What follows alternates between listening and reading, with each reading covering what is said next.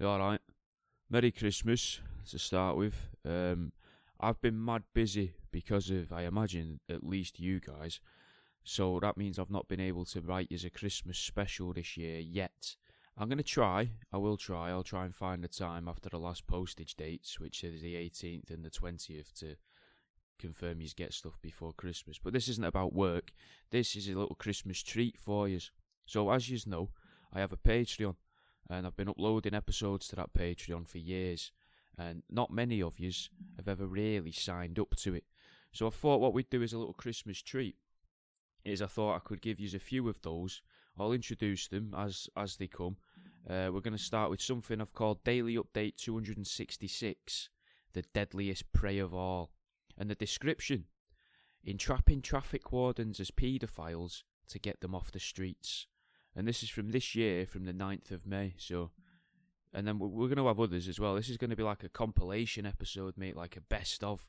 Like I'm Troy McClure, and you're watching The Simpsons, essentially. Except it's probably going to be nowhere near as funny, and you're probably just going to be wondering about my own mental health by the end of it. But enjoy Daily Update 266.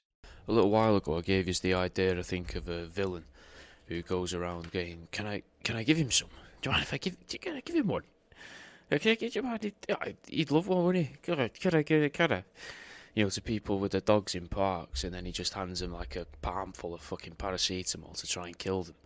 Well, to make that a little bit more tasteful, what if that was sawdust, and he just keeps trying to force feed dogs sawdust? I was laughing about that the other day. I thought that was good. I was enjoying that. I posted that a little to the Instagram channel as well. So if you're not following the Instagram channel, jump in the Instagram channel.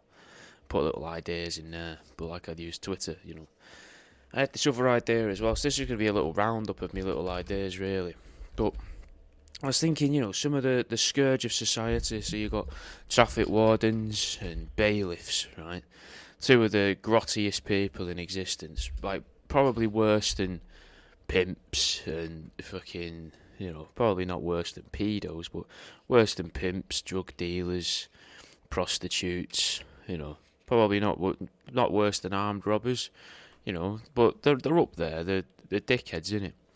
And I thought, well, who else are dickheads? Who could we use? Who can we abuse the authority of? Fucking pedo hunters, mate. Let's give them a fucking task force and be like, look, what we're going to do, guys, I've brought you here together today. Like, a bit like the, so imagine like the breakfast scene of Reservoir Dogs, and you've got 3 sets of pedo hunters sitting round a table, and me.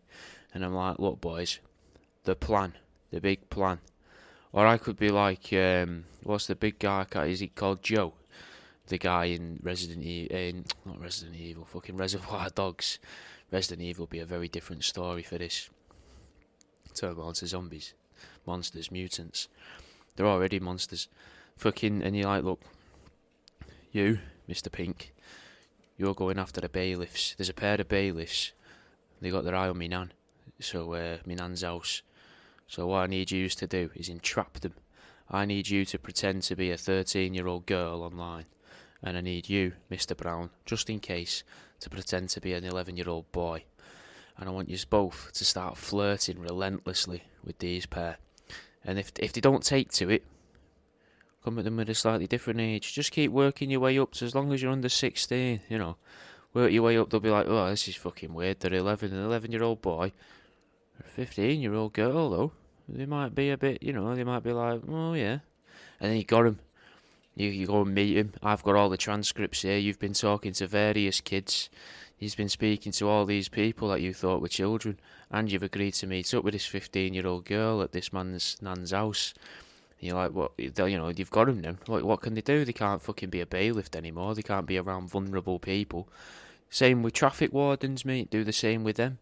You know, start trying to arrange for traffic wardens to meet kids in car parks, so they could be, you know, fucking. They're not allowed to be in car parks anymore. They're not allowed to be about on roads or near parks, near schools, near kids, because everyone thinks they're a pedo. It just puts them to good use, doesn't it? I just thought it was a good means of using that sort of the resources that pedo hunters have. And it just seems like a fucking mint idea. Not even as a sketch, mate, just as a fucking This is how we fucking solve some problems in the world. This is how we give the pedo hunters something to do rather than them being... Because you've got to think, to a degree, pedo hunters, the ones that do it on social media, at some point, they're struggling for content. Surely they're thinking, fucking hell, we haven't put out a video recently. Need a bit of ad revenue coming in. I wouldn't mind a nicer takeaway next week. Treat the missus, treat the kid, who's obviously not the same person. Unless, doth dude protest too much kind of thing. But the idea that they're not doing it, they're not like, oh, we need to save the kids. They might be at first. Then they get that dopamine, mate. That little bit of dopamine coming in from all the likes and the comments. Oh, you're such good lads. Oh, I don't know how you do it. I'd fucking stamp on their throats, me. Do you know, stuff like that? And they're like, oh, I'm a god. I'm a god amongst fucking paedophiles. Do you know what I mean? Because, they're choosing the fucking... the trajectory of these paedophiles' lives. That's God, innit? They're taking on like a very messianic role, I suppose. And you're like, right, fucking a bit less of this. We can't really afford to go all that way. We've not put a video out for a few weeks. We're losing money now, guys. I can't really afford to employ you all. So, do any of you think you know anyone who might be up for shagging a kid? Could we send him a message off the dodgy pages? Do you know what I mean? Like they've got to be clutching for content at times, innit? They just must be. I don't really have much else to say to you, I don't think. Oh, I had a post removed the other day on Instagram, which was, I've posted it to X, to Twitter, and it's two women looking at the arsehole of a woman while she's being shagged from behind. But you can't see like the penis or the bumhole are out or the fanny. But I covered the woman's face who's getting shagged with a rat's head. And I put the girls at the arts and crafts market watching me sharpen my pencil in the rat's arsehole. Instagram won't allow posts like that, which is mental. Also, I'm losing followers very quickly on Instagram, and I'm not sure if it's because they're getting rid of fucking accounts, or if people are just fucking sick of my stuff. I've got no idea. But I don't really have much else to say apart. Oh, there's a new episode of Truth Seeking out, so go and give that a go. It's called Confectionery Blackface. It's a good episode. I'll fucking see you in a bit, guys. Now, I'll be dead honest with you. I was about to introduce an episode which it turns out I've already put out for free. I've just been picking numbers at random. And that one was about going to the toilet, and I think it was about shitting in bags and hanging it outside your door. The episode's called Incentivized Healthy Eating. You can actually find it on the free feed already. So we're going to go further back. We're going to go as far back as 20th of April 2023 for this one. This is Daily Update 163, on a roll. And the description reads, taint a laughing matter. Taint a laughing matter. Like that. Taint, comma, a laughing matter. I imagine it's about toilet roll. Probably about bumholes. I've got genuinely no idea. This is from quite a long time ago now, well over a year ago, so enjoy. I was thinking, a good way to kill people would be toilet roll, wouldn't it? Because it's, if you think about like how to use cocaine efficiently, you can rub it on your gums, and that's why I'm very dubious about toothpaste and mouthwash, because you're rubbing it with a hard surface, rubbing it really fucking scraping it into your gums, whatever's in toothpaste. Some people think it wrecks your pineal gland.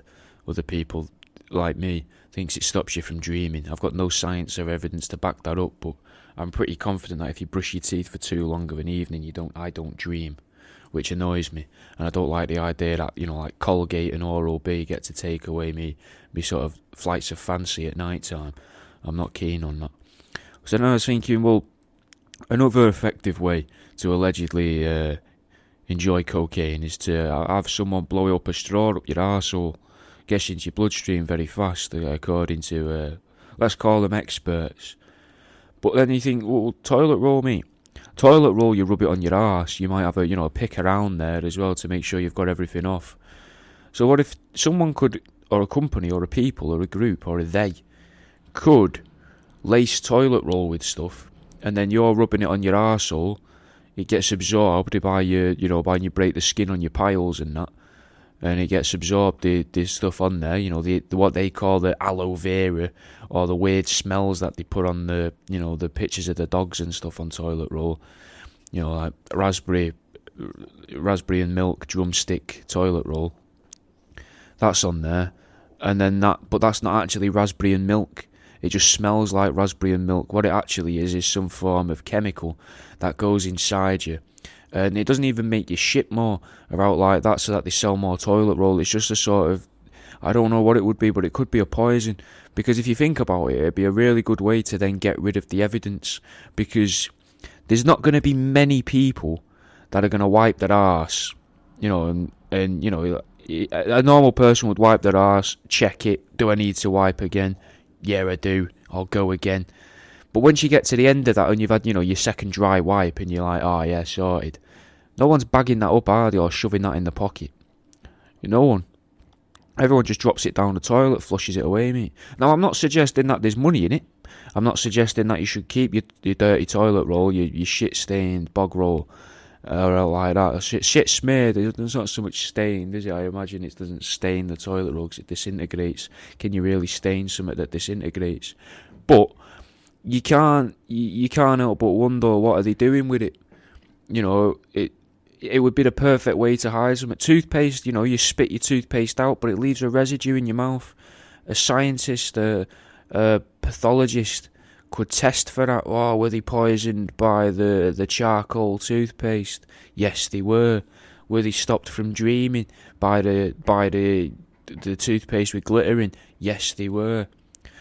But you're not a pathologist isn't going to be like picking at your arsehole and going, whoa, I wonder if this was from that, that bit of Andrex that they had.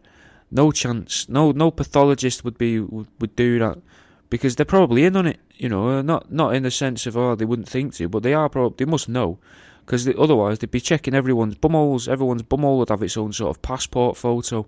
Does yours look like this? And then you hold it up to the passport photo, and you're like, no, it doesn't. You're holding it up to a mirror that you're kind of squatting over, holding your passport picture of your ring piece. And you're looking at it going, oh, it looks a bit different. It must have been poisoned by the toilet roll manufacturers. But I don't know why they'd be trying to poison us, but it's just a quick way to get things into people's bloodstreams, isn't it? So there could be something in there. I don't know. It just seems like a wasted opportunity, I suppose, is what I'm getting at. If they're not trying to poison us from the toilet rolls, what are they trying to poison us from other than the toothpaste? Because they also want people to stop washing themselves, don't they, with face scrubs, because they're like, the microplastics go into the turtles, because somehow it goes into the seagrass, and which is only in very particular parts of the world anyway. So the idea that mass aggregation happens around seagrass for microplastics almost seems impossible, going off what I know about mass aggregation. If you want to learn a bit about that, we did an episode about it on Truth Seeking a little bit at some point, but I don't remember which one it was. But it's the idea that all of the used Johnnies that get flushed down the toilet all end up making an island in one of the oceans together. All of a very specific type of bottle all congregate together in the oceans and things like that. So all these microplastics are somehow getting into the turtles' food, which I just find it very hard to believe, to be honest with you. But again, I'm not a scientist on science, it's not real. It's just a new religion. It's just a new way of tricking people into thinking that toilet roll can't be used against us. And it could be. Because think about it, man. That might be why they say kitchen roll's different. Because realistically, what's the difference apart from a bit of thickness between kitchen roll and toilet roll? Because if you use kitchen roll aggressively enough, it falls apart, it disintegrates in your hand when you're wiping your work surface. And it might be a bit rough to wipe your arse with, but, I mean, that might be why, right, we've cracked it, that might be why when you go and have, when you use the toilet in the school as a kid, and maybe if you're a teacher as an adult, but I imagine the teachers get themselves better rolls, and in a place of work, offices and stuff, I'm quite lucky where the studio is, they get quite nice toilet roll. I think it's because a lot of women work there, it's quite a nice little touch of it. But usually in the toilet, especially men's toilets, I've not been in women's toilets since I was a kid, but I know that they have rough toilet roll. Maybe that's why. Maybe the rougher the toilet roll, that's to abrase. So it rubs and abrases your, what's it called? It rubs the, I don't know there must be a word for the skin, like the areola of an arsehole. But the taint, there we go, fuck me, it's too early. The taint, it scrapes the taint, opens up the blood vessels, and then whatever chemicals are on the toilet roll get ingested into your bloodstream. but only in public bathrooms and then in the personal toilet rolls, then the better money you spend on a toilet roll, maybe the less brainwashed you get by your toilet roll. I'm not 100% sure, innit? It's just a thought that I've been having, I thought I'd share it with you. If you want to hear more of these, you can join the Patreon, patreon.com/worldaroundyou. There's most likely a discount on there at the minute as well for you. And you've got a few days left to order stuff if you're listening to this on the 16th of December. But join the Patreon, give it a go. It's a nice little Christmas gift to me, and it gives you loads of stuff to listen to whilst you're driving back to your mum's or your dad's, or you're sitting in the car on Christmas afternoon trying to avoid the in-laws. Do you know what I mean? Like chain smoking in your father-in-law's car, hoping he doesn't notice, or hoping he does notice, and then he kicks you out and he says, "Get the fuck out of my house now. We're bringing all this here. Get out." Do you know what I mean? And then you get to sort of relax and listen to all this on your way home again. So there's fucking loads. There's I can have a quick look for you for exactly how many there are. There's at least 294 daily updates as of right now, and then I also read books on there for people. I'm currently reading Etiquette for Women, which tells women how to be posh, but from like the 1920s. It's just torturous for the women anyway. Sounds pretty shit for the men and all, to be fair. It's not. It doesn't sound like a nice time. And I've done World's Strangest Crimes as well. There's all sorts on there. I'm not going to bore you with it. What I am going to bore you with, though, now is a couple of adverts so I can earn a couple of pennies because you're not signing up to my Patreon. Right then. And now we're going to go for a little bit of a change of tack. This is a style of episode I used to do a lot more of. Back when I used to post more on Facebook and people used to get, for some reason, really, really, really fucking angry with me. People used to fucking hate me on there. Now my Facebook page is mostly full of fellas who seem to fancy me, which is nice, you know. It's a bit different. It's very different. In fact, possibly the polar opposite of what used to happen. So this is when I used to go through comments and on Facebook groups and pages where I'd shared my work or other people had shared my work, and I'd just read out the angry stuff that people have said. You may have heard one episode on here ages ago where I read the comments left by angry goths. It's in a similar vein to that. This episode's called Premium 2, Angry at the Rat Man.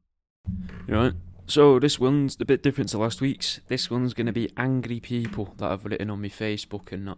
So I've gone to one of the videos of the rat pencil case where I sharpen the pencil in its arsehole, because there's been some angry people on there, so I thought we'd start with that one. This might be a bit more fun than the dirty people, I'm not sure. Maybe I'll probably enjoy this one more anyway. So there's a lot of gifs saying things like, not happy at all, things like that. And I'm expecting more vegans and animal rights people on this one. So I'll have a little look through and we'll go through them. This is perverse. I have no words left. Just sad. Sad. Disgusting. You moron. You asshole. See, it's alright to do patronising voices on these ones because these people are dickheads, so it's fine, it's fine.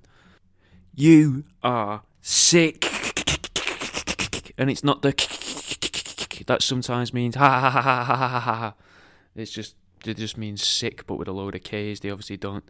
I don't know how you would pronounce that. Normally, if you was to write something like that, you'd imagine they'd put more on the vowel, because you can elongate a vowel easier than you can elongate a K. But I wish the same for you, you sick fucker.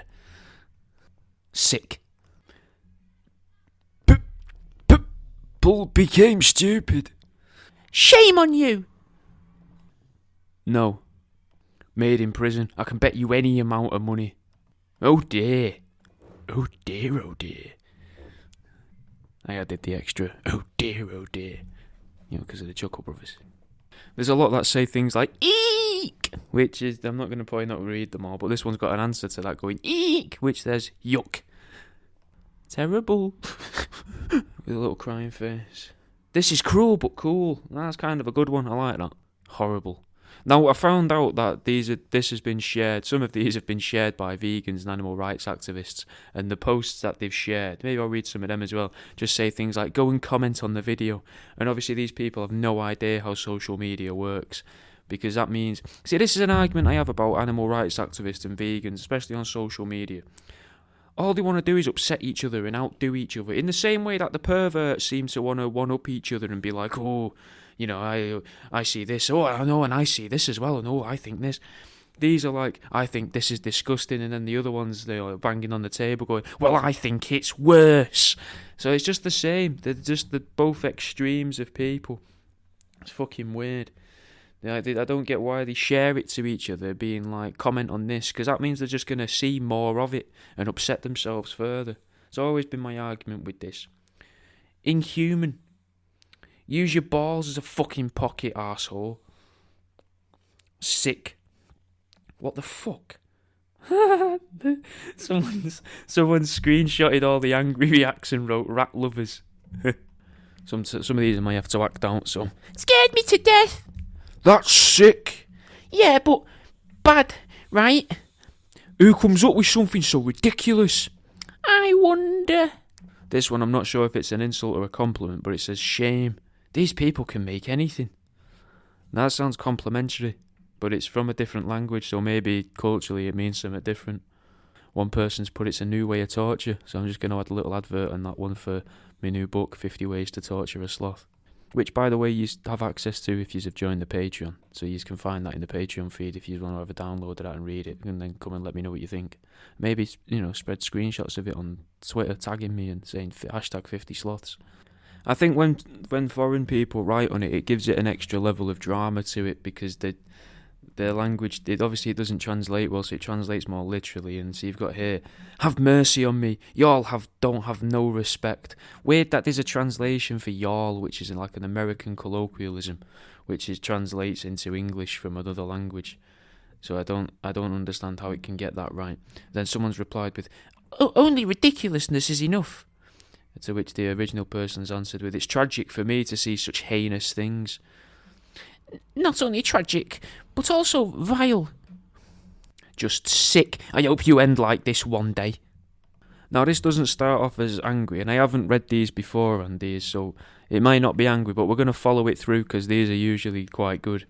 So we'll say F. So F. We've got at least two voices, and if there's a third voice, there'll be a third voice. But try and keep up. I lost it when I think this guy's quite nice. So I lost it when the sharpener came out. People complaining about this. I hope you don't own anything made out of leather. An animal doesn't stop being an animal because you can't see its face. That's completely different. Leather is a byproduct of the meat we eat. Maybe this is a byproduct of pest control. Highly unlikely. Also, we know for sure leather has come from the meat we eat. We don't know how or why that died. I mean, a cow's ass would probably be a bit big for a pencil sharpener. That being said, so would the rats I caught recently. It is disgusting. I don't have leather anything, nor do I eat meat. Anyone that thinks this is cool is as sick as the person who owns it, and y'all need professional help. Hasn't got anything to do with eating meat. Leather does have something to do with eating meat. For those wondering, this is supposed to be the second voice, but I can't quite remember it. Leather does have something to do with eating meat. It has everything to do with it. I was answering the guy that said this was the rat pencil case was the same as people using leather, so yes, it does. See, they lose interest in what they're arguing about in it, and they just lose themselves in these holes. Fucking hell, we need more voices. Damn. I was actually mad and was about to express my disgust in the comments, but you're right. Owning leather isn't any better than owning this, so I've changed my mind. This thing's just extremely ugly and disturbing. I remember seeing a display of products made by tiger poaching a long time ago. It was in a museum. The aim was to show how cruel it was. I remember saying how cool the leather jacket was. The back was aligned with fur. My teacher was taken aback by how me, the biggest animal lover in class, could say that. There is a disconnect that people have when they see things, can't see the shape, the leg, or the face. See what I mean? It's they just have to argue with each other. One guy's being sound all the way, the one that had the most normal voice, and then the rest are just being arseholes, over opinionated and that. Someone said just after a reaction. Little does he know, boys and girls. But I wasn't. That's the thing. I'm not after a reaction. I'm just trying to flog me gear. That's what I'm trying to do. Sell my stuff. I make stuff and I sell it. That's one of the things I make. But now after starting these, now maybe I'm going to be after reactions. What the fuck? Oh, the humiliation. It's vile and the respect I'm shocking. Disrespectful bastards. Fuck, that's really sick.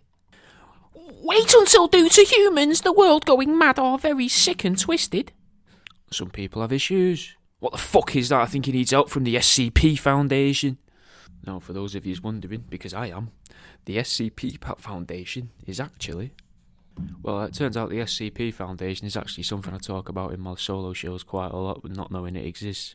It's basically, it sounds like when you read through it, it sounds like the idea for a fucking big seed bank that stores DNA and history and a library of some sort for all of human history that people are trying to compile. So I think that guy's trying to be flattering, but the way he's worded it with, what the fuck is that? I think I need help from SCP Foundation. I think he thinks the SCP Foundation is something that it isn't. Unless there's more than one. But, you know, I don't think there is. From what I can tell, it all seems to be the same thing, so... Probably just a mistake or an autocorrect thing from their part. In case you were wondering, you know what the SCP Foundation was. Making shoes and bags are one thing, but taxidermy is not humane at all. It is not a necessity, just a sick hobby. That's incredibly bad taste. Horrible. Sick. I really want to say a few things back to this person, but there's a part of me that can't be asked, because I don't know if it's just an argument in semantics or if this person's just one of them fucking animal people that are like, animal the people too. But they call animal people humans because to differentiate rather than saying people are animals but humans are humans. Because I've had that argument a few times. This is a lady called Jennifer, and she said, if you like this, would it be as humorous if it were a human? Just curious. Or a human child. And I want to question, like, why a human child? And why, a human child is still a human. To me, right, what that sounds like there from our Jenny there, it sounds like veiled racism or veiled bigotry. But we'll go with veiled racism because it makes us seem worse. No one likes a racist, do they, Jennifer? But so if you're distinguishing that there's a difference between just a child and a human child, then that infers that you see some children as less than other children. Just from the way that she's written that. Because I know that most of the time these people argue in semantics between but people are animals and all this. So you've got to try and play them at their own game. But there's a part of me that can't be asked. And I can't be asked. I'm just going to question. I'm just going to put a human child with a little question mark and see what that gets back. Because that's bizarre, isn't it? Like it does. I can't be alone there, innit? That does seem like she seems to believe that some children are more children than other children, more human, that some humans are more relevant than other humans. Just, obviously, you know, she's just a dickhead, but still, it's not really worth worrying about. I just thought I'd bring that up, you know. Shame on you. Disgusting. I believe the animal is not respected. This is incredibly disturbing. What the actual fuck? There's an idiot as well. There's an idiot that's wrote, what is this? I explain it in the video, in the description, and you can clearly see in the video that it's a rat made into a pencil case. It's probably pretty clear by now, isn't it, that I have a certain disdain towards these type of people, which it might be bad, but it's not like it's not like because they're all a certain size, race, gender, nothing like that. It's just because they're animal rights activists and vegans and people without a sense of humour that is similar to mine. I just see them as dickheads. I don't see them as less than me. I just see them as dickheads. After years, I've been doing this like 5, maybe 6 years now. I think 5 years. And all of that time, I've been dealing with people like this. It used to be more where they'd send fucking death threats and they're just vicious and horrible fucking people. It got to the point where if you remember, when I was on BBC News, if you've ever seen that video on my YouTube, there was an old woman that sent me a message saying what she said she wanted to do was she wanted to have me abducted and then hang me up by me calves with big hooks through me calves and my ankles and just slice me till I bleed out and die. And that was an old woman saying that, mate. Unless it was some form of meme profile making it look like an old woman. But it was always pictures of an old woman with her kids, grandkids and stuff. It was fucked, mate. But they're all like that in my eyes. They're just all the same. They're just all bellends. Disgusting. Not funny. Shame on you. So who cares? Their shame means nothing. Do you know what I mean? I couldn't give a fuck. It means nothing. What does that mean? Like to say, oh, shame on you. You should feel shame. Obviously, I don't. You know, whether that's some form of medical thing or whatever. You know, I don't think it is. I just enjoy doing this. I've got much less problem with the perverts because they're just perverts. Perverts are perverts. They're not really harming anyone, albeit they're weird, but they're not being nasty. If anything, they're overly complimentary, and I think that's the problem with a lot of perverts, innit? They're just over the top. These people are over the top, but they're trying to be mean, and there's never really a need to be mean. Don't get me wrong, I've been mean, innit? Sometimes being mean can be fun, it can be funny, but you don't have to go out of your way to do it, really. You just, do it face to face, be mean in person, because then there's no record of it. Yeah, this will be a good one. Let's have a challenge. Animals need our help, not this offensive disrespect. Animals don't need help with anything. They've done fine without humans for thousands of years. Shouldn't have given her that much of a patronising voice. She's being sound. Lexi. Since the 16th century, man has made 680 vertebrate species extinct. We, in brackets man, have decimated numbers of just about every species on Earth. Do a bit of looking on this amazing thing, the internet. Do some reading. You'll see all sorts of evidence, such as... Very professional there with all the dots. 1 million species under threat of extinction because of humans. Biodiversity reports finds. We are eroding the very foundations of our economies, livelihoods, food security, health, and quality of life worldwide. You think they don't need our help? If it wasn't for the responsible humans, this planet would be really in really serious trouble. It is in big trouble anyway when people close their eyes and say, oh yeah, everything is just fine. I wonder what flavour of ice cream I'll have. I promise you, I'm not trying to be hurtful, but your ignorance frightens me. I'm not ignorant.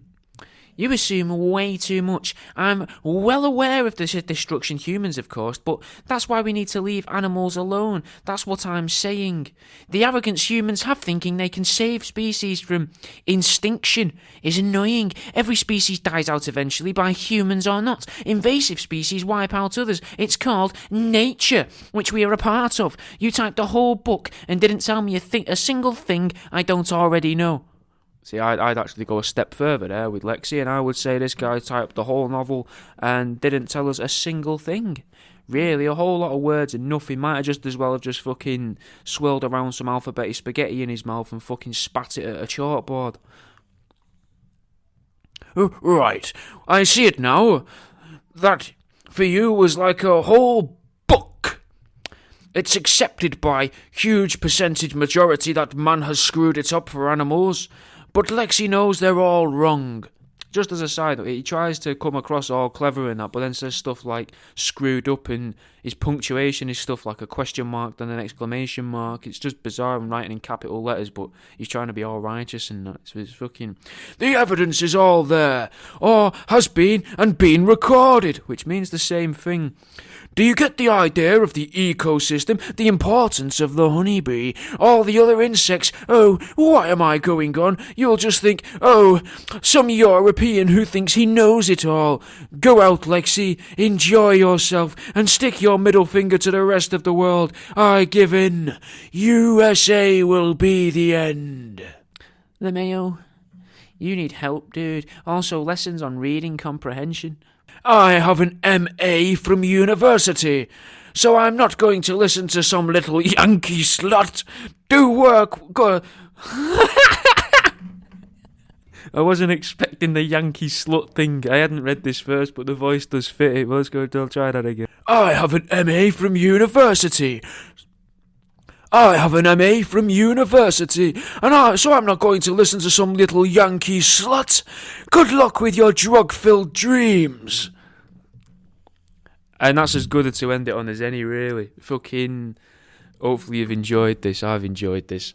These are more fun than the pervy ones. But I have recorded all the pervy ones first, so these may be better anyway. But like I said, go and try my new book. These are probably all going to be a bit shorter than this one. I'm going to aim for about 15 minutes. But nice one. I'll see you in a bit. Oh, that was good, wasn't it? Hey, that was great. When I said the bit about when they said no, I've not listened back to it. I'm not mental. I'm not sitting and listening to stuff from fucking years ago, or listening to me talk to myself and then listen back to it possibly 2 years, 3 years later. It just seems fucking unhinged. So we're gonna move on in a minute with a big episode.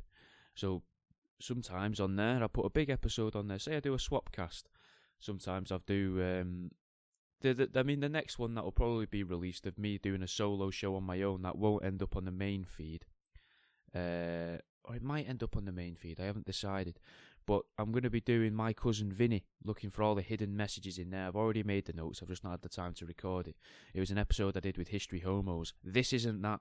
This is an episode I did about Chicken Run that I did with, what were they called? They were called Matt, and I can't remember the name of the show. The name of the show, they were Cack Talk. An episode I did with Cack Talk, which in a few weeks I'm going to be putting my first episode I did with them on the main feed on here anyway, because those of you that remember, this is all they're basically the episodes you've been hearing so far on here on the free feed are all my old radio shows. For those of you that don't know, that's why there's and now we're going to hear Classified with Pick Your Poison or whatever else. It's not a bit. It used to have music in it. Used to be on a radio station, but it's not anymore.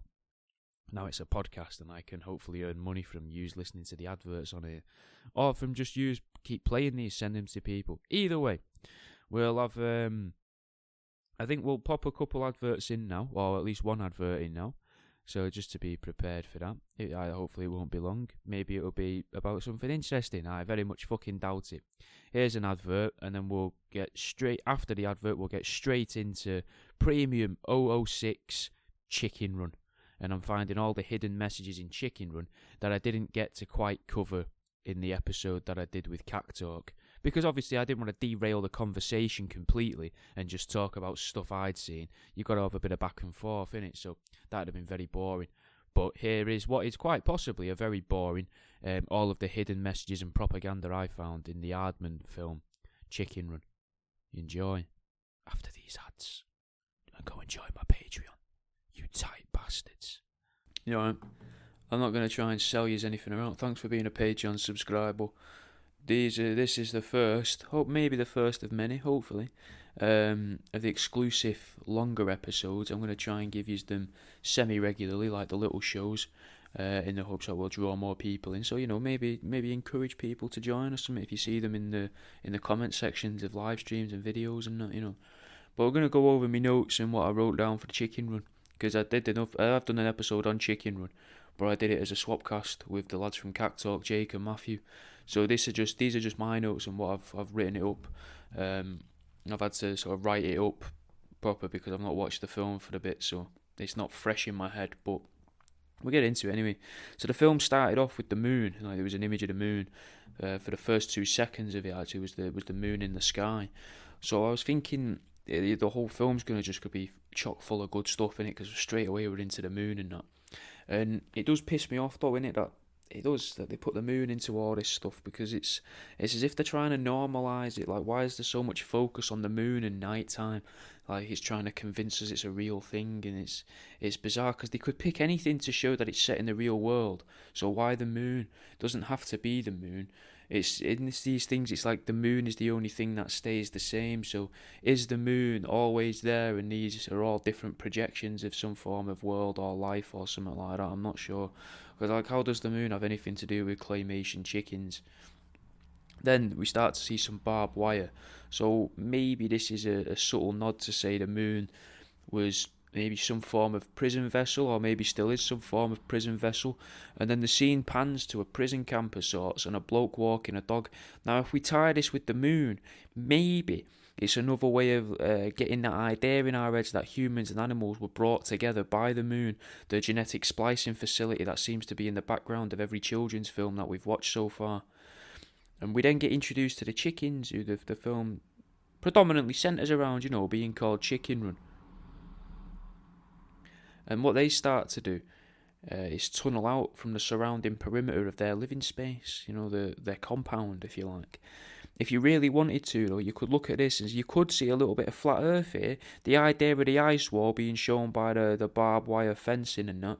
And you can't really get over the ice wall. You can't get through the ice wall. And the ice wall is protected, like in this, how it's protected by a man and a dog. But maybe you can go under the ice wall. But you could also see this as the firmament of the dome. Now, they've slightly damaged the dome by bending the bottom of it, innit? As in, they've bent the fence, so they've damaged the firmament a bit, possibly, of the flat earth. Maybe that's what damaging the so-called ozone layer actually is. Maybe it's our way to escape the prison, and the moon, the quote-unquote moon, like quote moon, unquote, or the moon, if you like, because it's not real. A way to get away from that's always lingering over us in the sky, just waiting to fucking crush us one day. Like it's a threat, innit? The moon feels a lot like a threat. If you didn't know what the moon was, and then you suddenly get told, yeah, it's this big massive rock that circles around us at great speed, you'd think, well, that's a threat. Someone's put that there as a warning. And that's what it feels like to me. It's starting to feel more and more like that, to be honest. Then getting back in the film, though, we then get a little bit of a Hollow Earth nod as well. The chicken tries to defend itself with a gnome. Now, chickens are classed, right, as the closest living relative of the dinosaurs. So what if the gnomes, which, as we learned in our gnomes episode, the one that got me banned off Twitter for a couple of weeks, which is still pretty suspicious, a lot of people believe that there is a subterranean dwelling species on Earth trying to defend itself against the creatures portrayed in this film by the man and his dog, but they were killed just as easily as the dog chewed through the ceramic figure in the film. So they are showing that in the film now. Then the man and the dog, you could look at that though, as they represent the lizard species and the greys. At a push, right? Maybe the greys are the dogs, the attacking force, if you like, and the humans are the lizard people that are in control of them and sicking them on the chickens, like, get 'em, boy, like that, but the chickens, which are us. So maybe the chickens aren't actually a representation of dinosaurs, but a representation of humans, and the gnomes maybe tried to protect the humans against the alien or extra-dimensional invaders, but failed. Maybe the whole film is about what happened because the gnomes failed us. Then we see a very tall woman shrouded in light that could easily represent some form of leader, or and she wants to know why the chicken is out of the fence. Now, there's a part of me here that's starting to wonder if the whole thing is about the Garden of Eden. We then see the eggs of the chickens, which are almost the babies of the chickens, and they're being collected by the guardsmen. Possibly a way to introduce the idea to children that the leaders of the world use the children of the masses, of the poor people and that, as a fuel source, or at least that they collect the children to sell on for profit.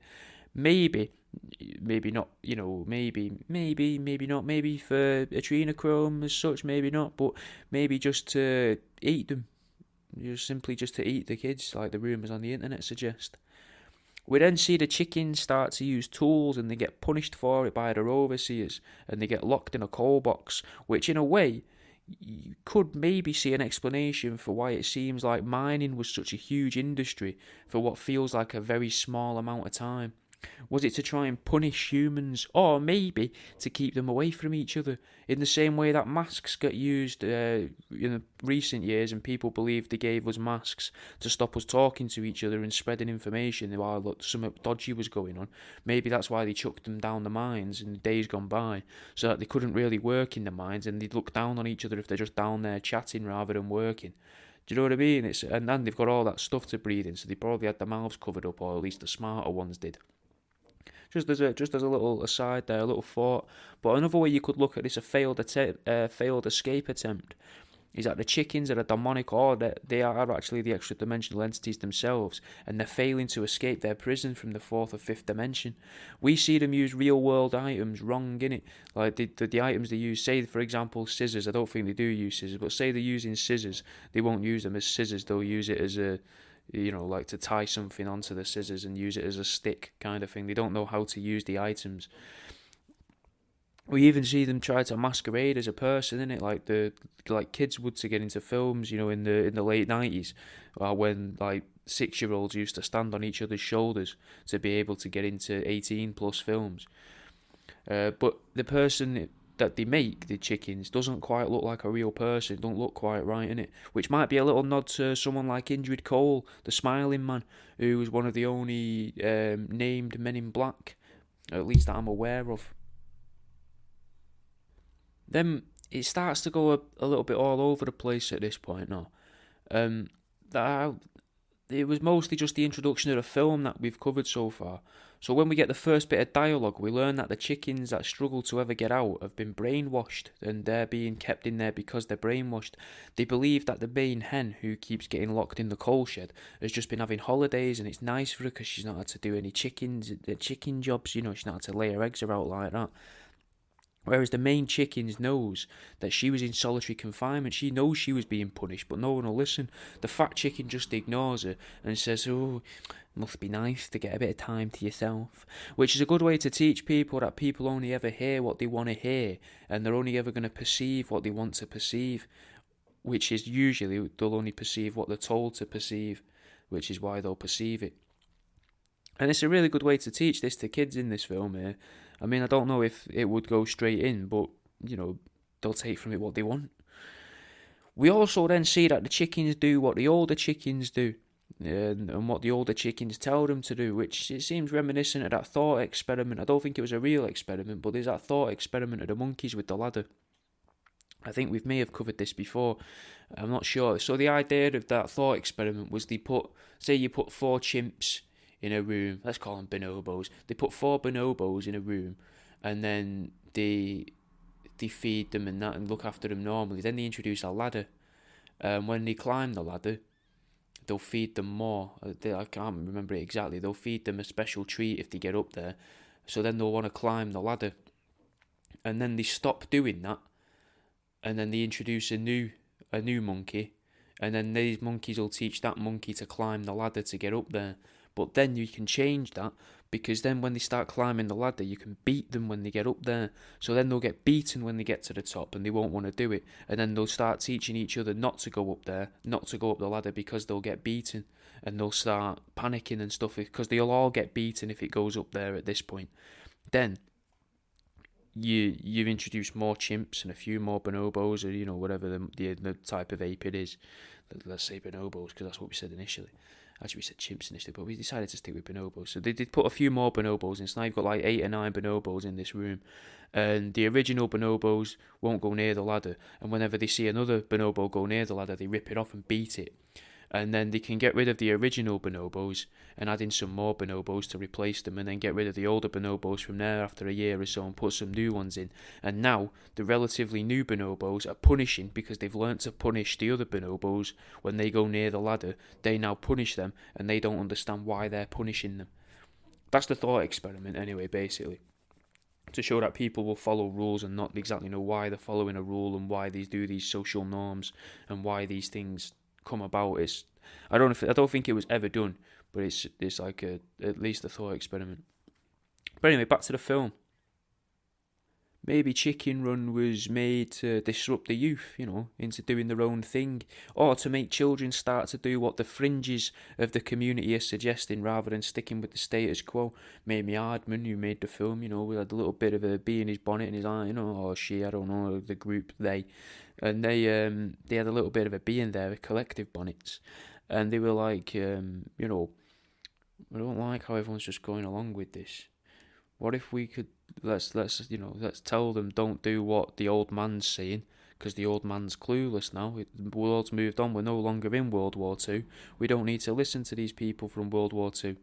We need to listen to the people that are alive now and living in the world now. Why are we taking advice from these people that lived and had their experiences that formed them, 40, 50 years ago, which is, I think, a solid point to make there, to be honest.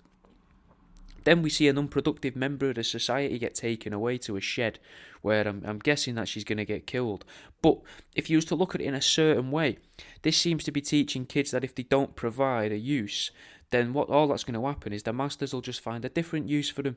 And this could make a whole generation of people grow up to believe that they're special, or that everyone has a special purpose. It's also another little indicator that whatever is in control of the humans probably eats them and all when it wants to. When they open the shed, we see that there's an axe in a tree stump, so it looks like the chicken's new role will actually just be to chop wood rather than laying eggs, which is good because, I did expect them to kill the chicken, but I think that the chicken's just going to become some form of low-rate lumberjack, just chopping firewood for the family or something. I mean, it could be a smart way of ridiculing British schooling because everyone seems to get assessed in the same way, but some people may have talents that you're completely unaware of, like this chicken's ability to wield an axe. She must be good at it too because she only had to hit that log once to split it in half, I imagine, because you only hear the one knockdown like that, so she must have done it in half, and the two people have looked at each other and gone, you know what? She's a belter. She might be shit at egg laying, not half good at chopping logs though. We'll keep her around chopping logs in here. You can live a little bit nicer than the rest now, little fat chicken, and you can chop these logs. And maybe that's why it was fat and all, because it wasn't fat. It might have actually been muscle, and that's why they can just clean straight through the log. Then we see some rats in it, and the rats want to do some dodgy dealings with the chickens, because, the chickens want some gear, but the rats want to be paid in eggs. So maybe this shows us that there is this other species of creature that's able to pass between the enclosure and the outside world, that may also have some form of interest in children, which seems odd, doesn't it, that this is in there and it's all over it. Maybe in the same way that the CIA deal in both drugs and guns, yet can't be seen to be doing either, so they use something to get the guns and something else to get the drugs, and then swap the guns for the drugs. Maybe in this representation of the world, though, the eggs are the children of the poor that are regularly feasted on by the wealthy, according to the internet, and then the rats are either the CIA or the equivalent of the CIA's front, doing what they need to get the eggs or possible adrenochrome so that they can trade it for another equally valuable resource that we're completely unaware of at this point. We then see the woman from earlier on, the one that seemed quite godly and was surrounded by light. She said something out loud, and then, word for word, she sees an advert on the table in front of her, exactly what she just said.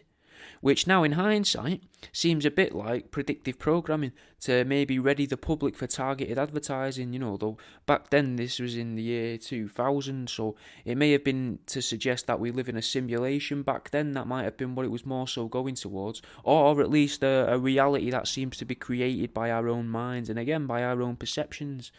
But predictive programming, getting into that a little bit, is I quite like the topic. It's the targeted advertising. You would need to be prepared for that, because otherwise that's terrifying. If you haven't been drip fed that this is going to be a thing and you talk about this and then you'll see adverts for it, do you know what I mean? And in the same way though, you could argue the whole thing of the simulation bit as well by saying, when you get a certain brand of car, suddenly you see that brand of car everywhere. Maybe it's just your mind and how you see things and what you're looking out for. Right, so the woman who runs the chicken farm, the chicken prison, her lackey claims that the chickens are organised, and he watches a chicken use a lantern to run around in the dark, which suggests that seeing them use tools isn't unusual, but maybe their ability to communicate amongst themselves is unusual, because if they couldn't communicate, then they wouldn't be able to organise themselves, innit? So maybe this is some form of Tower of Babel reference. If humans were initially made as some form of slave race, then that could mean they eventually learn how to communicate and organise themselves. We've had the mining reference with the coal, so maybe that's a little bit Anunnaki-ish. The leader wanted the gold from the Anunnaki, possibly to make money, but as the years go by, I'm starting to think that gold's probably just allegorical and less literal. Maybe the important thing was to just have subjects to rule over. It ties in the biblical stuff and all with the idea of free will, and how free will was the thing that helped Adam and Eve escape the Garden of Eden, because if Eve hadn't eaten the apple from the tree of knowledge, purely because she wanted to, they'd potentially still be trapped in this walled off area. If you wanted to look at all this so far, though, from a political standpoint, you could start to say that the chickens are working class, innit? Mr. Tweedy, which is the lackey, the groundsman, he's like the middle class, and the woman, who I think is his wife, seems to be representing some form of ruling class, which is very progressive, especially for 22 years ago, to have a woman in charge, the middle class seems to be able to see that there might be some issues amongst the working class, and is seemingly trying to bring attention to them, but the upper class literally tells them it's all in your head, and that's what she does say, and then she makes him repeat it a few times. Now, you could see that with all media and propaganda and doctors, mental health professionals, all this sort of thing, because they tend to be posher people that do all that sort of stuff, and in them jobs, telling the middle class and the working class, it's all in your head. It's not. That's not how it is. Don't think like that. And because these people are above and you look up to them, and like the fucking Monty Python bit, I look up to them and they look down on you. Or I think that was Monty Python. It was either Monty Python or the two Ronnies with John Cleese. But either way, that's what this is. It's showing that because these people look up to the Mrs. Twiggy, I think she was called, the boss lady, the lady in charge of the chicken prison, chicken farm. She's saying it's all in your head, so he's then going, oh, it's all in my head, it's all in my head, it's all in my head, repeating that mantra because he's been told to by somebody above and more senior. Maybe all of this is just a way to ready people for working in production lines and that, where they've got to answer to their line manager, who has to answer to their manager, but they're above someone, and you ignore the problems of the person beneath because all that matters is the problems of the person above. Your own problems don't matter. Your own problems and the problems of the people beneath you don't matter, which is my experience from working in a big shop. That's how it seemed to be. Nothing matters because everyone's worried about the person above them, so nothing matters, only the person above's concerns, which was bizarre, mate, and I couldn't get my head around it. But we've gone a little bit off topic here. So where were we going? We was all I've just got written down here, it's all in your head. Now, from the chickens' point of view, who were the working class characters in the film, they see no difference between the middle and ruling class, viewing them all as evil or at least terrifying, It shows this total disregard that the higher-ups for the people, they deem that to be beneath them. Does that make sense? Like, they don't look down. They do look down on these people. They don't look at them very well, They don't look at them and think, oh, bless them. Fuck all, nothing, just, if anything, disdain. A little bit after that bit as well, Mr. Tweedy. I've got Mr. Twiddy, Mr. Tweedy. Well, we'll call him Mr. T. Mr. T sees that there's a chicken that's been replaced by a teapot, right? But he keeps repeating the rhetoric gifted to him by the woman of, it's all in your head. Even though he can physically see that it isn't all in his head and he can see that it's there. And again, look at what was going on in, like, say, the 50s and 60s in America. All these people seeing aliens and spaceships and Bigfoot and stuff. And then the media coming out and telly and that going, it's not real. No, it's not real. The Men in Black turning up going, don't talk about that, it's not real. So how do we know that the Men in Black weren't the things that were in the spaceships and they just came down, used our own fear against us and went, no, don't be telling anybody that you saw that. We're from, and maybe they read your mind or something like that, and like, oh yeah, we're from the what would people be scared of in the 1950s? Well, what about now? We do it now. We're from health and safety, and they're like, oh, panicking. Anyway, the main end starts saying about how the fences aren't just literal, but they're also in the chickens' heads and all. Then she hugs this picture with the sun and trees, hills, and grapes. No, actually, that was awful. I've wrote the word. See, because this is Patreon, I don't mind being a little bit open with you. In my notes here, I've wrote, she then hugs a picture with sun, hills, trees, plants, and grapes. But she doesn't rape anyone. It was grapes. I remember it being grapes because it was a grape container. But the sun on it looked a lot like light shining off of a glass dome. So again, a little bit of flat earth stuff.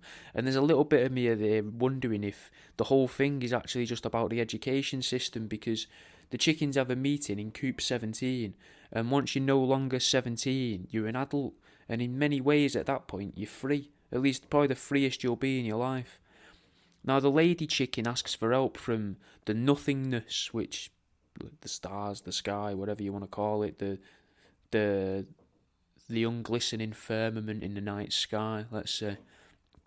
And then this American chicken comes flying in out of nowhere, which I'm guessing is probably more of the overt propaganda that's going to be in this film. I imagine there was some form of American company that put a lot of money into the film. Like, you got to make the American be the hero, and then if you've never seen the film, the American guy isn't much of a hero. But we won't ruin it. In case you're gonna watch it. This isn't what happens in the film. This is what do we see in the film hidden in there. If you really wanted to, and you squinted it a certain way, you could see the cockerel that flew in as a fallen angel, a demon, the devil, and American, and also the whole satanic panic thing, maybe. And he says the land of the free, as if to say that America is free and England isn't. For what feels like an English film, that seems like some very pro-American propaganda. Maybe a way to show how American culture permeates borders and starts to win people over with their way of thinking. Because you could look at America as in they've not needed to invade some countries with armed forces like they have places in the Middle East or whatever, and other countries around the world, and some in Asia and that. They've done some with culture, films and stuff like Friends and that. Look at Friends. How was Friends worth the money that they were paying the actors in it? It was shit. It was awful. It just seemed there must be some hidden thing to Friends. I really think that. And you may have heard me talk about that in other episodes as well. I'm not sure. Now the boy chicken, he's from the circus, which is led by another human, but the boy chicken's escaped and is free. But now we see that the circus man, right, the woman who owns the farm, and the bloke with the dogs, they all start to work together to find the free chicken, the chicken that isn't doing what he's supposed to, showing children that are watching this that as long as they don't do, that if they don't do as they're told, then the people, whatever the people are, be it lizards, interdimensional entities, God, the demons, they're going to come after them. Which is a shit way to try and teach kids, why scare them so much, telling them, oh, fucking demons are going to come after you. It's mental, mate. And all of this in just a film about chickens. There's another something that I picked up on here. In Space Jam, I remember Lola getting all worked up because she was called, I think she was called Doll by Bugs Bunny. And in this, the main hen gets annoyed because the cockerel calls her Doll as well. As if to say, because Doll implies that they're not real. You're not real. You're not a real thing. You're like an action figure.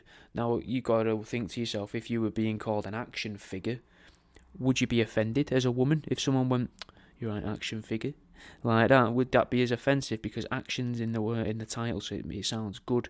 Whereas for whatever reason in these films they like to make it seem like Doll is derogatory, when really it's nothing more than a bit of flirting maybe, or just being polite, like calling someone love. You're right, love. You're right, mate. There's no difference. You're right, princess. You're right, sausage. There's no difference to any of that. But for whatever reason, Doll was a problem, as if to say there are hybridized people in the world who are very, very sensitive, and now you could argue there's more sensitive people in the world than ever. And are they sensitive because they're not real people? They're fake people put here by whatever's in charge to either eliminate us and wipe us out, or to try and erode our minds and make us like them, or is it to try and make them act more like us so they can learn, but they're incapable because they've been made with too much empathy or whatever it is, the wrong chemicals are in the brain juices. But either way, she doesn't like being called Doll, and neither does the chicken in this. And I think it's I've got in my notes here, maybe it was something to do with the newer waves of feminism, and how feminism seems to have been weaponized to be able to just further fracture society in ways, to make younger women, who maybe didn't go through feminism and like you see it in The Simpsons and that, so it must have been the 70s or 80s. So the people that didn't see it now, like the people my age and younger, they see it as, it seems to be just anti-men. As a sentiment for feminism. Maybe this was the start of that, or someone's being what is always been perceived as nice to you. Maybe they can't remember your name or don't know your name, don't want to call you mate, so they'll call you Doll. Hate them. Do you know what I mean? But that's just a little something that's there, Now you could also see all of this, the doll stuff and that, as the big they behind the films, trying to make the working classes fight amongst themselves. As I was just saying there, break society apart, turn the men against the women, the old against the young, have them fighting about things like gender rather than them communicating about problems and working together, or to try and get above and fix themselves and focus on themselves, have them just focusing literally on themselves and not themselves as a group. Again, so you've got that hierarchical structure I was going on about before. You've got the people at the bottom are worried about the people above them's opinion, who are worried about the people's above them's opinion, but they don't like each other because they're only worried about above. But here they're very much worried about, well, you can't say that about me because I don't like you saying that about me. It's like, but the other people are like, well, we're not saying it about you, we're just saying it. Oh yeah, but it's about me. And so there's no group, there's no collective. It seems to be fighting the collective. I seem to be rambling though here. Maybe this is because I didn't watch the film. I should have watched the film and then done this again. But here we go. Then we get a very short 3-second or so scene with the old English cockerel from the war and the American one in bed together with comics around them with titles like Secret Bombs and a £25 bomb in the corner of the room. Now it might just be foreshadowing for the end of the film because at this point I'd never seen the film, but it could also be about what was going on at the time when America and the UK were in bed together looking for secret bombs in other countries. The American then gets all the hens working together in unison, doing what kind of looks like aerobics, which seems very American in and of itself, Pilates and that, because it's a nothingness thing, it's nothing, aerobics and yoga and all that is literally being as close to doing nothing as doing nothing could be if you're doing something at that time. Do you know what I mean? Doing nothing and charging someone for it, basically. That's how I've always seen aerobics and yoga and Pilates and that. Now, you could look at this as the way that American fringe media tries to tell everyone that they are part of a collective consciousness and are all part of the same being, but that kind of seems like a nice esoteric precursor for communism as well, doesn't it? A nice way to jimmy communism into the world through the idea of aerobics and yoga. We're all part of the collective consciousness. We're all one. Yeah, you're all one. You're all part of the fucking slave race. That sort of way of thinking, Then we see that the fellow with the dogs can see the chickens doing one thing, but then the woman comes back and she sees that they both see the chickens doing something else. If the woman represents the leader or maybe even a god, you could maybe look at this as religion blinds people to reality. You could see it another way though, and it's teaching children that it's okay for them to act up with the manager, but not with the big boss. Which again seems to be a thing that you notice in big shops if you work in them. And probably offices as well. I've never worked in one. And sometimes on site as well. But not that often on site. On site, people seem to just know they've got shit to do, so they do it. It might also have been a way to illustrate a cult to kids. The leaders taking advantage of the lady chickens in different ways and peddling them the ideas that, you'll learn to fly. This way, in this sense now, the leader is the American guy. The leader of the chickens at this point. Whilst in reality he's just having them do exercise, and exercise helps release endorphins, and those endorphins could be enough to make the chickens slightly happier and maybe a little bit delirious, like a runner's high, and make them accept the positions in the sheds and behind the fence just because they feel healthier, which I think this is a big thing as well. You've had all this stuff recently about exercise and you should exercise and that, but a lot of people seem to just feel like shit, and then they're being told exercise and walk around and you'll feel fine, and then the state of the world won't matter because you'll feel good, and that doesn't seem good either. Like that seems bad, innit, in and of itself. Like as a collective, if you like, that people have gone, well, if we make them all feel sort of naturally high from exercise, we can all carry on doing mad shit. Which is exactly what's happening here. And maybe this sort of stuff here, with the chickens doing the exercises and the fucking aerobics and that, and the running round and the warm-up stuff, maybe it was things like this in films that encouraged the gym boom, or whatever you would call that. Because when I was a kid, I didn't even know a gym existed, and all of a sudden, everyone wants to go to the gym. Everyone spends all day in the gym. Fucking boring people do it, but a lot of people do it. And with the chickens, in regard to the chickens, rather than having them focusing on their goal of escaping, they're becoming addicted to exercise, which, like I was saying, this is something you can see in a lot of people that, that must have watched this film when they were a kid. Gym culture's massive, mate. But a lot of the people that seem obsessed with going to the gym seem to have very little else going on in their lives. But they're happy with that because they're healthy and they think they look good. But they could be directing their focus at learning new skills or just improving their position in life. The rats from earlier on that seem to be representing the CIA have become even more likely by this point that the CIA are represented by the rats, because they've noticed that the chickens are using the equipment that they've provided, and one says to the other, they're going to kill themselves. I want to watch. Which seems a lot like a coup. A chicken coup. And the American keeps saying that the pain is good. It's your friend. Then we see loads of advanced technology being introduced to the farm, and again the chickens get seen doing things that aren't very chicken-like at all, and the bloke just starts repeating, it's all in your head, it's all in your head, it's all in your head, it's all in your head, it's all in your head, again, and over and over and over, showing that people are going to ignore what they can see and what they personally know to be true, and believe whatever they're told by an authority. There are sacks around the place as well that say Stoke Hill Vegetables, which seems pretty close, in my opinion, to Stoke Mandeville Hospital. If you say it quick enough, Stoke Hill Vegetables, Stoke Mandeville Hospital, Stoke Mandeville Vegetables, Stoke Hill Hospital. So you know what I mean? Like, it sounds very similar, doesn't it? Stoke Hill Vegetables, Stoke Mandeville Hospital, Stoke Mandeville Vegetables, Stoke Hill Hospital. Stoke Hospital, Stoke Hill Hospital, Stoke Hill Vegetable Hospital, Stoke Mandeville Vegetables, Stoke Hill Vegetables, Stoke Mandeville Vegetables. Do you know what I mean? It's fucking there, innit? That, and if you want to hear about Jimmy Savile, you've got the Bogey Persons episode on mine, and then we do a little bit of a deep dive into him, a bigger exploration of Jimmy Savile. Still only scratching the surface though. On Truth Seeking, and maybe episode 43, maybe episode 44 of Truth Seeking, somewhere around there anyway. But that makes it, all of this stuff about the Stoke Mandeville Hospital stuff, makes it seem like the stuff Jimmy Savile was doing could have been to harvest the children rather than simply defiling and traumatising them, which could add credence to him being a wizard, could add credence to the whole ley line thing, but that's for another episode, I would have thought. Now, the woman starts trying to promote factory farming, and a lot of people who watch films will root for the villain, which I think the woman is in this film, because I think we're supposed to side with the chickens, even though the chickens are doing everything they can to break the rules, and objectively the chickens are the bad things in this, because the chickens aren't doing what they're supposed to do.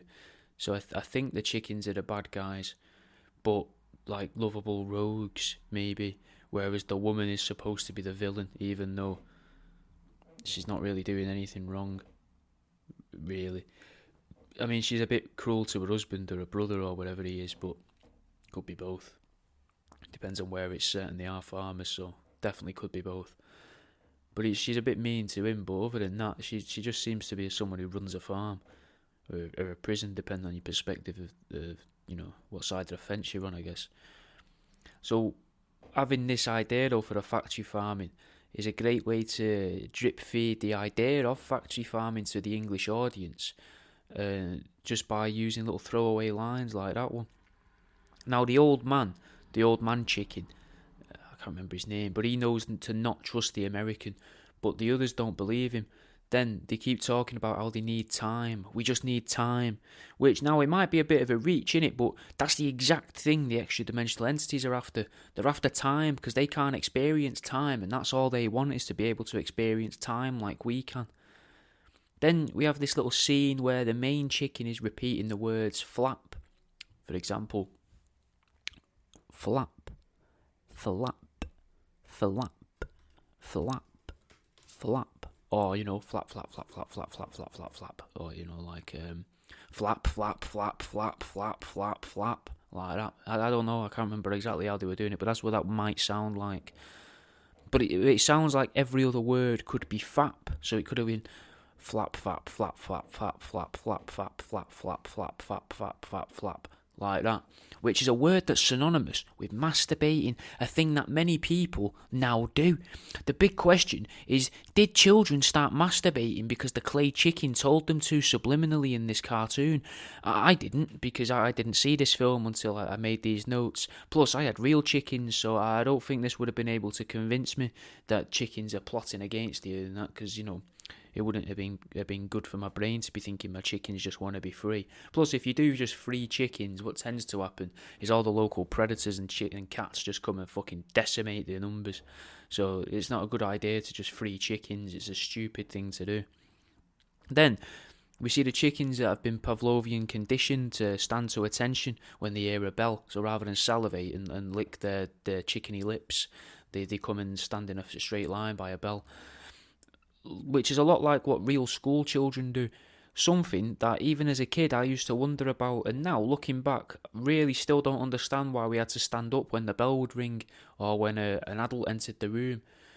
In the film, the bell rings and then something bad happens, like a chicken gets taken off to become another lumberjack, or they disappear, they go on holiday for a long time, or they move away, things like that. So what was happening at school that none of us can remember? Was that what the bell at school was? Was the bell at school a way to condition us and to make us forget the things that were happening just prior to that, or just after that, or around the same time as the bell, while something bad happens? Was there a message hidden in the bell, so you hear ding, ding, ding, ding, ding, ding, ding, like that, but in the bell, but in the messages in between, it's going, bully the fat kid, bully the fat kid, bully the fat kid, bully the fat kid, like that on repeat underneath. But you couldn't hear that. You could only hear that in the back of your mind, not consciously.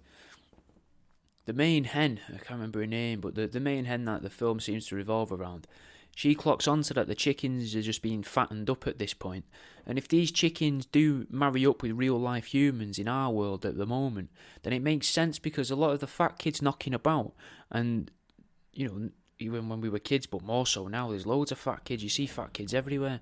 And the obesity crisis and the war on fat that's been started in the past couple of years on the telly and things like that marries up with this. But what are they fattening us up for? It seems illogical to believe that something literally eats us.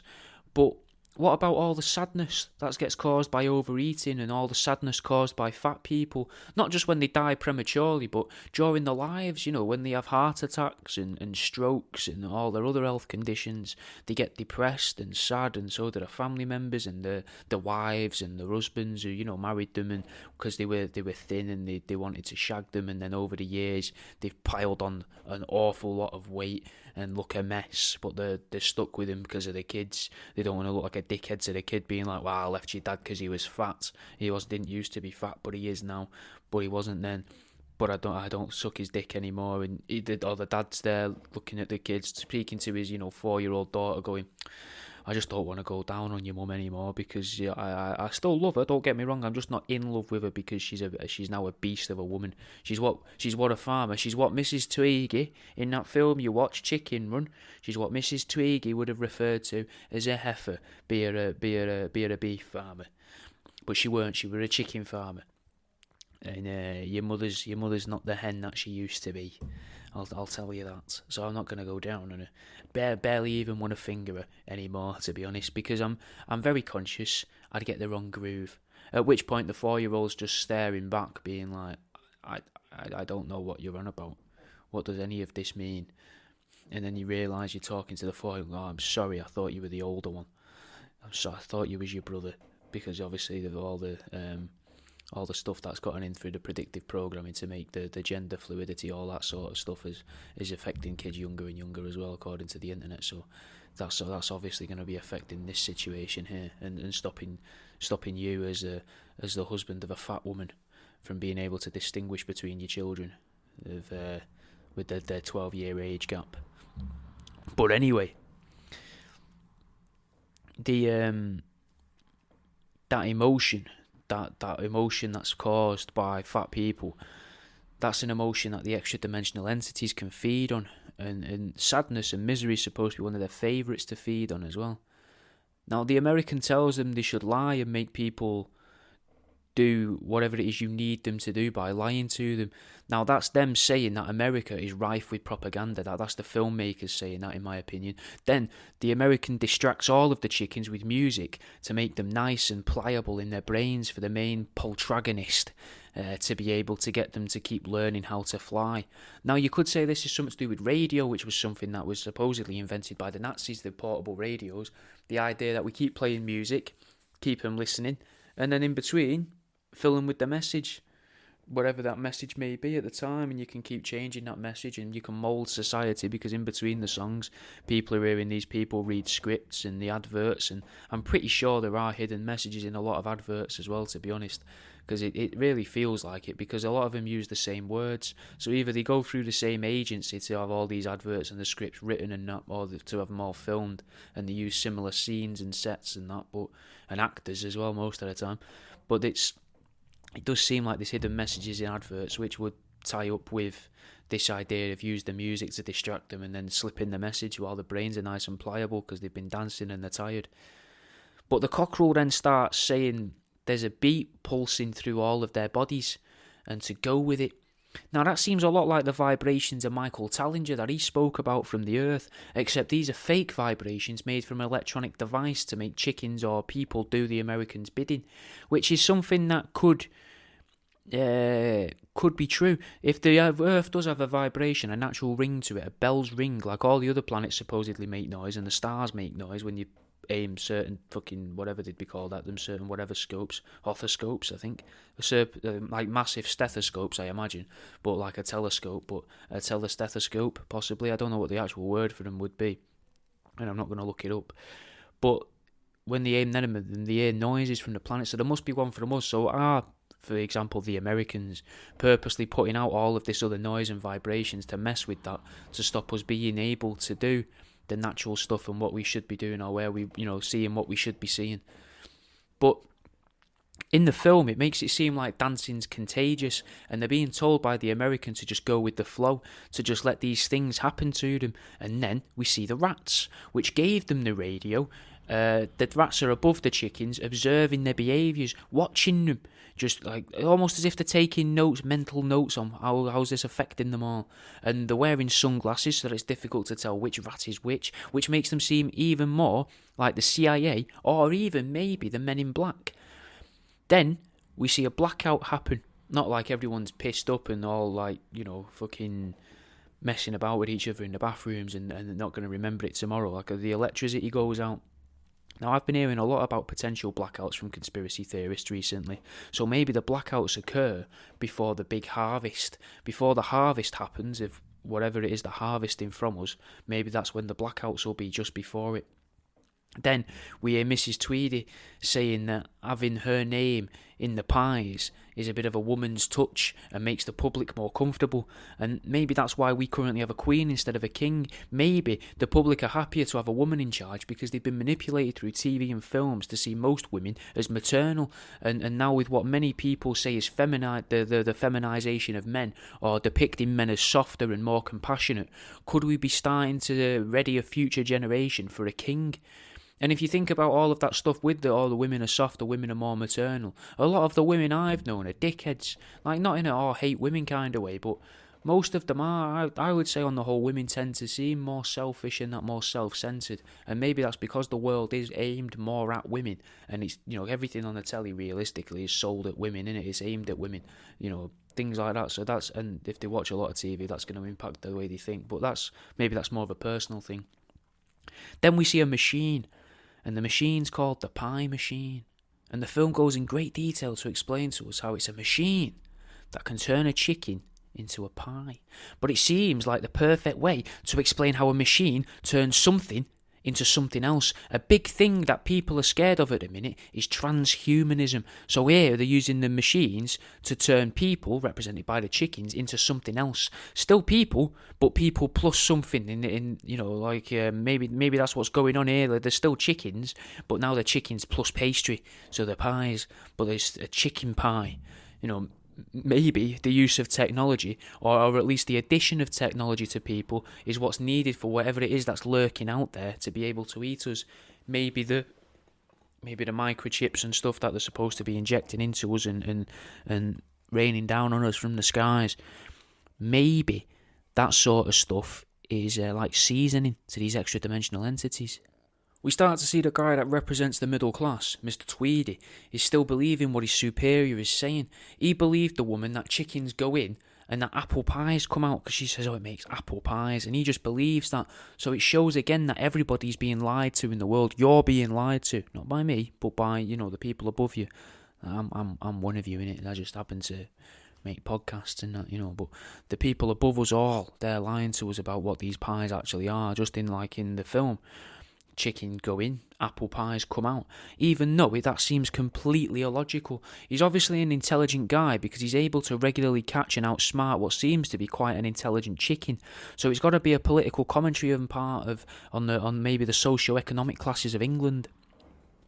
By becoming aware of the fact that they're going to become food, the chickens are able to prevent it, throwing a literal spanner in the works. What if this is a way of saying that our whole society will fall apart if we refuse to become food for the interdimensional entities or for the rich? Maybe that's where the saying eat the rich comes from. Maybe that's just it thrown on its head, but the rich are going to eat us, eat the poor. That's what they're going to do. They're going to eat us. There's a possible bit of subliminal message in here now. I don't like to go for this sort of stuff because it seems unlikely that it's even possible, and I've read a lot of stuff that suggests it doesn't even work like this. But in the middle of the screen it says Mr. Tweedy's chicken pies in big letters, but the chicken's head pokes through the W and the word weed is right in the middle, the very middle at the very top, perfectly centralised on screen. Now I'm not saying that this film is pro-marijuana, but I think the message is there. It's just unclear what that message is. There has also been no plants visible, real clay plants in the entire film. So up to now, anyways, now that I think about it. So maybe they're trying to make it seem like no plants are out there, and the only plant you should know about is marijuana, turning people away from things like, fucking off the top of my head, peyote and ayahuasca and things like that, but that's not really come up in there. But are they trying to say that weed is the thing that'll change people into the perfect food? Is that a new way to season our meat? Do you season meat by making us smoke? And is that why they had us smoking cigs, and then someone clever who made a lot of money was like, we need to stop them smoking cigs because of all the cancer, and then the cancer eats them, and maybe it's the cancer is a form of a physical manifestation of the extra dimensional entities. I'm not sure, it's not in my notes, just off the top of my head. What's weird is that all the chickens have a reference for what a pie is, which it doesn't really make sense that they would know what a pie is because they've always been cooped up in these pens. So that makes me think that there must be some form of genetic memory amongst the chickens, amongst the people, maybe memory of our past lives or forgotten knowledge, and that's what's being told to us here in the film. After this word placement about marijuana of the word weed, the two main protagonists of the story start talking to each other about grass and how it's not all it's cracked up to be, possibly readying your children's minds for the American government to backpedal on its strict weed laws in their futures, our present. Probably worth mentioning that the main chicken, Rocky, is a Rhode Island Red, and I think that the people that first went to America from England literally landed at Rhode Island, as far as I'm aware from memory. So maybe there's some form of symbolic thing going on here where of an American landing in England, but I don't know what it would be. Maybe it's got something to do with the moon, if you're landing and flying, being somewhere where you're not supposed to be. I'm not too sure. We then learn that Rocky can only fly because he's fired out of a cannon. Now, the flying things in the sky aren't really flying. That's what it's telling us here. Flying things don't actually fly. They have to be fired from somewhere. Or more simply, flying things aren't real. Think about the stuff from Werner von Braun about the fake alien invasion and fake meteorite strike. If you remember the Japanese Olympics openings, and they showed the potential for drone technology, and the light shows that they did for that, and imagine what they could do if they wanted to use that against us. Maybe this is a between the lines message to tell people that the things we're going to be told about that are in the air and can change our lives aren't actually real. We then see another drugs reference. We see a spoon on the ground that's been used to get the chicken out of the fence. The fence depicts reality for the chickens, and he's used that spoon to escape reality, a lot like a heroin user. The ground around the spoon is also brown. Could this be a way to try and teach children about opiates, make them accept opiates, or is it to try and ready their heads for the impact that opiates will have on the world? We then see another thing that could represent the CIA, but the rats are nowhere to be seen. we see that the American has entered the world of these chickens, changed it, introduced new things, and then suddenly left. Immediately, the hens all start fucking bickering and hen picking, fighting with each other, which also seems to be a way to creatively describe what America does with other countries, or at least allegedly does to other countries. No doubt he's going to come back and fix the problem, and they'll all feel indebted to America, or at least believe they're in debt to Rocky the Rooster.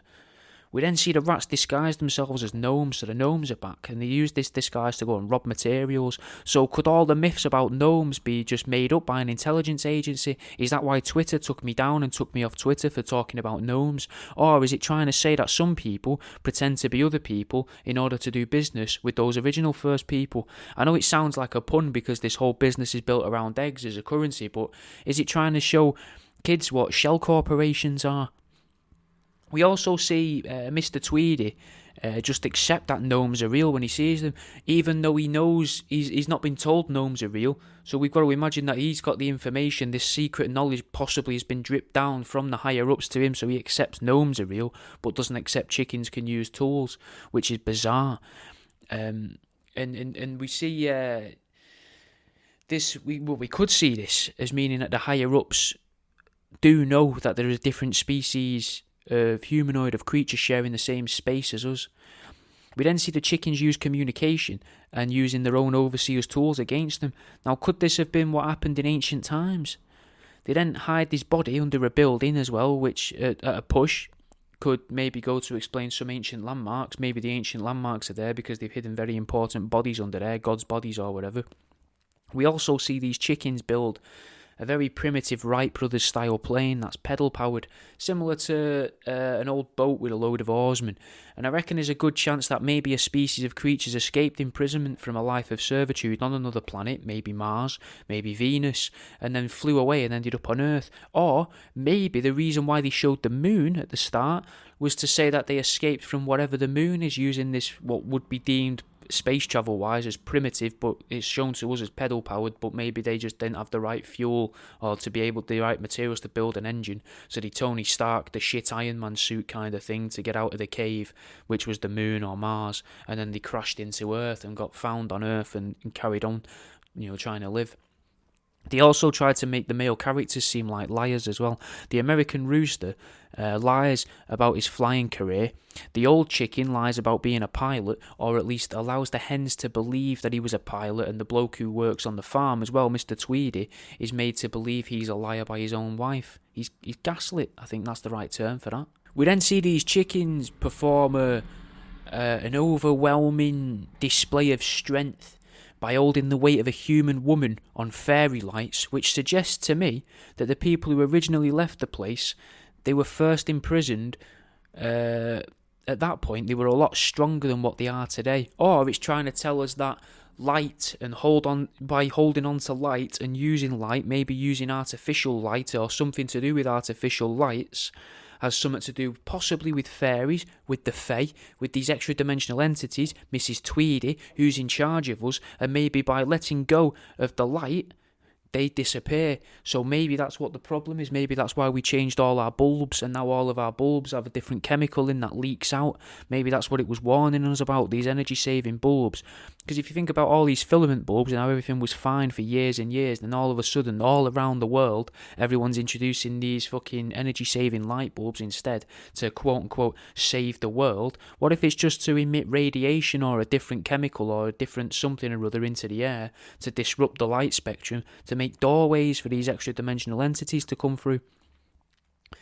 We also see Mrs. Tweedy get flung into the pie machine as well, and Mr. Tweedy sees this and leaves her to die in molten gravy, which seems like a good way to show that even the middle classes don't like the wealthy, that which they're in servitude to.